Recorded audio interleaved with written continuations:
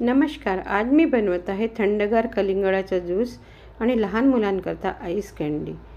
याकरता मी एक कलिंगड कापून घेतलेलं आहे, त्याचे तुकडे करून घेतलेले आहेत. शक्य असेल तेवढ्या बिया मी काढून घेतलेल्या आहेत आणि आता आपल्याला याला मिक्सरमधून पाणी न घालता फिरवून घ्यायचं आहे. मिक्सरमध्ये फिरवताना आपल्याला कलिंगड जेवढं गोड आहे त्या प्रमाणात साखर घालायची आहे. मी एवढ्या बाउलभर कलिंगडाला फक्त 2 टेबलस्पून साखर घातलेली आहे आणि थोडंसं आपल्याला काळी मिरी पावडरही इथे घालून याचा पाणी न घालताना ज्यूस करून घ्यायचा आहे. ज्यूस आपला तयार आहे. आता यामध्ये मी आपल्या चवीपुरतं मीठ आणि एक लिंबाचा रस पिळून घेत आहे. आता आपल्याला याला छान मिक्स करून घ्यायचं आहे आणि एका चाळणीमधून आपल्याला याला चाळून घ्यायचं आहे. म्हणजे बिया काही असतील तर त्या निघण्यास मदत होते. एका चमच्याने आपल्याला फिरवून घ्यायचं आहे म्हणजे रस पटकन गाळून येतो. बिया आपल्या वेगळ्या झालेल्या आहेत. आता याला पुन्हा एकदा छान फिरवून सर्विंग ग्लासमध्ये काढून घेते.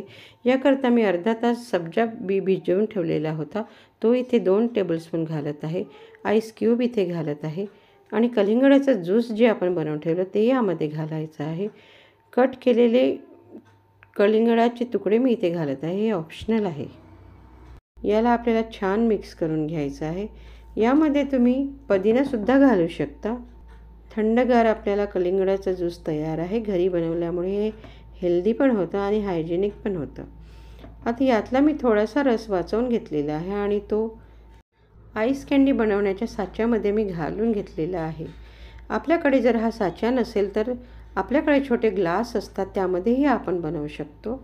2 छोटे ग्लास मी घेतलेले आहे आणि त्यामध्ये मी हा ज्यूस घालून घेत आहे. आता याला मी फॉईल पेपरनी कव्हर करत आहे. आपल्याकडे जर फॉईल पेपर नसेल तर आपण साधा कागदही याला लावू शकतो आणि एका रबराने आपल्याला मग नंतर पॅक करून घ्यायचं आहे. मध्ये याला छोटासा कट देऊन आईस्क्रीम स्टिक्स ज्या असतात त्या आपल्याला इथे लावून घ्यायच्या आहेत. स्टिक जर आपल्याकडे नसतील तर आपण चमच्याच्या दांड्याचा सुद्धा इथे वापर करू शकतो. आता हे आपल्याला ओव्हरनाईट फ्रीजरमध्ये ठेवून द्यायचं आहे. दुसऱ्या दिवशी मी हे काढून घेत आहे. आपली आईस कँडी छान झालेली आहे.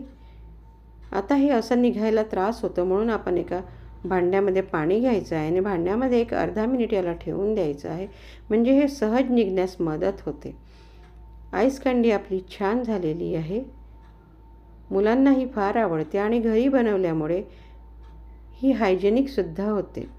आता आईस कँडीच्या साच्यामध्ये जी कँडी मी बनवलेली होती ती काढून घेत आहे. याकरता मी एका मोठ्या पसरट भांड्यामध्ये पाणी घेत आहे आणि एक अर्धा मिनिट हा साचा मी ठेवत आहे.